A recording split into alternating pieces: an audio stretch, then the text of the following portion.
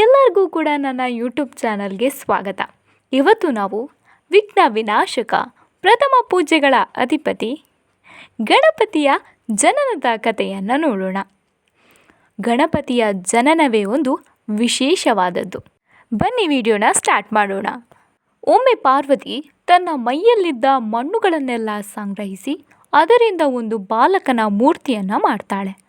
ಆ ಬಾಲಕನಿಗೆ ಜೀವವನ್ನು ತುಂಬಿ ತಾನು ಸ್ನಾನ ಮುಗಿಸಿ ಬರುವವರೆಗೂ ಯಾರನ್ನೂ ಒಳಗೆ ಬಿಡಬೇಡ ಎಂದು ಆಜ್ಞೆಯನ್ನು ಮಾಡಿ ಪಾರ್ವತಿ ದೇವಿ ಅಲ್ಲಿಂದ ಸ್ನಾನಕ್ಕೆ ಹೊರಡ್ತಾಳೆ.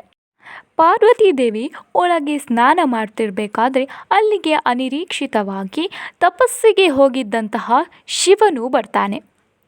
ಶಿವನು ಬಂದಾಗ ಆ ಪುಟ್ಟ ಬಾಲಕ ಅವನನ್ನು ದ್ವಾರದಲ್ಲಿಯೇ ನಿಲ್ಲಿಸಿ ತಡೀತಾನೆ. ನನ್ನ ತಾಯಿ ಒಳಗಡೆ ಸ್ನಾನ ಮಾಡ್ತಿದ್ದಾರೆ, ಅವರ ಆಜ್ಞೆಯಾಗಿದೆ, ಯಾರನ್ನೂ ಬಿಡಬಾರದು ಎಂದು. ನಾನು ಯಾರನ್ನೂ ಕೂಡ ಒಳಗೆ ಹೋಗಲು ಖಂಡಿತ ಬಿಡುವುದಿಲ್ಲ ಅಂತ ಆ ಪುಟ್ಟ ಬಾಲಕ ಶಿವನಿಗೆ ಹೇಳ್ತಾನೆ. ಇದರಿಂದ ಶಿವನಿಗೆ ಕೋಪ ಬರುತ್ತೆ. ತಾನು ಪಾರ್ವತಿಯ ಗಂಡ ಅಂತ ಹೇಳಿದರೂ ಕೂಡ ಆ ಬಾಲಕ ಅವನನ್ನು ಹೋಗೋಕ್ಕೆ ಬಿಡೋದಿಲ್ಲ. ಇದರಿಂದ ಕೋಪಗೊಂಡ ಶಿವ ತಕ್ಷಣವೇ ಆ ಬಾಲಕನ ತಲೆಯನ್ನು ಕಡಿತಾನೆ. ಸ್ನಾನವನ್ನು ಮುಗಿಸಿಕೊಂಡು ಬಂದ ಪಾರ್ವತಿ ತನ್ನ ಗಂಡನ ಕೃತ್ಯವನ್ನು ನೋಡಿ ತನ್ನ ಪುತ್ರ ಶೋಕದಿಂದ ಅಳಲು ಆರಂಭಿಸ್ತಾಳೆ. ತಕ್ಷಣವೇ ಕೋಪದಿಂದ ಪಾರ್ವತಿ ದುರ್ಗೆಯ ರೂಪವಾಗಿ ಬದಲಾಗ್ತಾಳೆ. ಇದನ್ನು ನೋಡಿದ ಶಂಕರ ಆಕೆಯನ್ನು ಸಮಾಧಾನಪಡಿಸಿ ಮಗನನ್ನು ಬದುಕಿಸುವುದಾಗಿ ಮಾತನ್ನು ನೀಡ್ತಾನೆ. ಭಟರನ್ನು ಕರೆದು ಕಾಡಿನಲ್ಲಿ ಉತ್ತರ ದಿಕ್ಕಿಗೆ ಮೊದಲು ಸಿಗುವ ಪ್ರಾಣಿಯ ತಲೆಯನ್ನು ಕತ್ತರಿಸಿಕೊಂಡು ತರುವಂತೆ ಆಜ್ಞೆಯನ್ನು ನೀಡ್ತಾನೆ. ಅದರ ಪ್ರಕಾರವೇ ಅವರು ಕಾಡಿಗೆ ಹೋಗ್ತಾರೆ.